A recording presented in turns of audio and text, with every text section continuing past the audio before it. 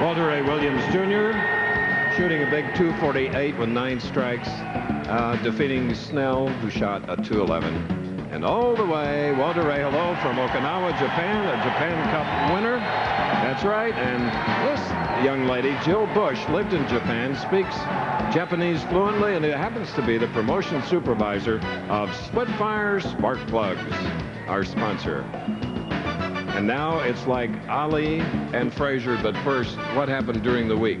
Chris, we started a 160-man field, 221 average to make the top 24. A couple of interesting things happened this week. John Mazza, who finished 6th, had 3 re-racks in a game, and it cost him over 30 pins. And he just missed the top 5 by just 7 pins, something he'll never do again. You see Justin Romack bowling very well again this winter. Hometown favorite Bob Warren Jr. in there. Also, another unusual happening. A young player, Tony Rosamilia, failed to weigh in after he qualified 2nd in the tournament. He was eliminated, did not receive any prize money. A great young man. He was replaced by Ken Moscato, who bowled 300 and finished 23rd. Chris, Eric Fork will round out the top 24, and the big one coming next week. Oh, yes, the United States Open in Troy, Michigan. That's the Detroit area. We look forward to that. Big purse of $250,000. Then 2 weeks from today, we go back to a country we dearly love, Canada. Markham, Ontario, for the Iowa Foresters Bowling for Miracles Open. Okay, now the handshake. It's like boxing arena days, Bo. Sugar Ray Leonard against Roberto Duran, Ali Frazier. Here are the 2 heavyweights that are going head-to-head. And Brian Voss said to Walter Ray while they were warming up, he says, "I hope I get to you." And Walter says, "Well, it won't be for the title because one of us has to win to go on." 2 of the best coming up. And just coming off a big score of 248 with 9 strikes, this is the way Walter Ray begins. Now, you remember seeing this cover boy, Brian Voss, now bowling out of Atlanta last week. He finished 4th in the Tums Classic in Windsor Locks, Connecticut.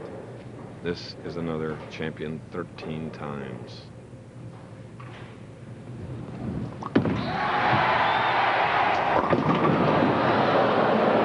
And the player of the year in 1988 leaves the dreaded 210.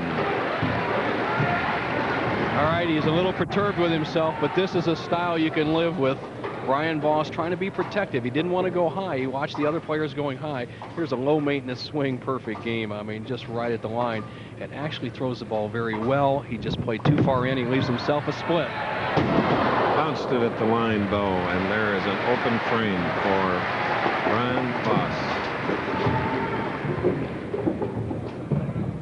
Voss a little tall with the ball, trying to throw a straight shot. Very little hook across to the 210.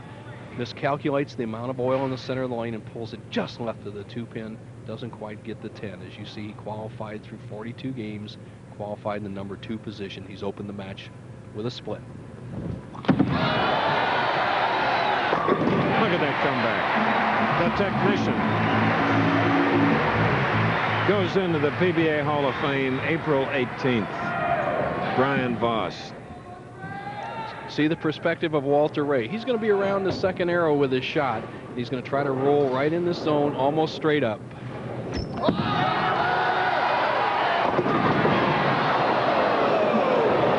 Body English didn't help. Leaving the 7-pin on the right lane. You see Walter Ray just trying to panic a little bit on the right-hand lane. He's trying to overpower this lane. He's been highlight, doesn't get the kick with the head pin over in the left-hand corner. He'll get away with an easy spare.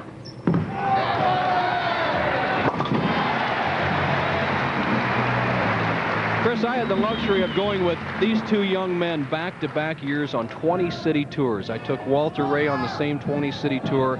They were just excellent showmen, and they bowled so well. Walter Ray averaged 228 plus for 20 cities. Brian Voss averaged 227 for the same 20 cities. 2 of the best.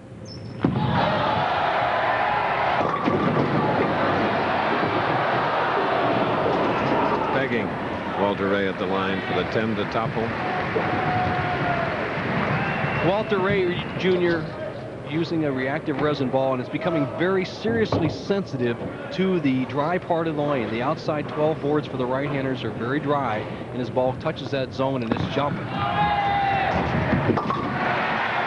Okay, we're in Erie for the Splitfire Sparkplug Open.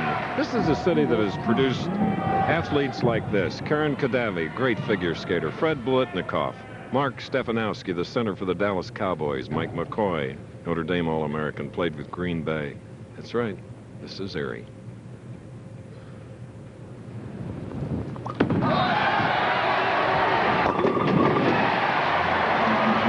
Okay, and Boss now with a double and has pulled within 1 pin. Watch this shot Brian Voss throws here. Unbelievable. He just really rips them apart. Now let's see the angle that Voss is playing. He's going to be right around the second arrow. He's almost straight to the line. He has just about a perfect approach. He starts from the left side. He'll end up in this area. From the overhead, you'll see this, the inside-out swing, right to the target. He could take the lead if he strikes on this ball.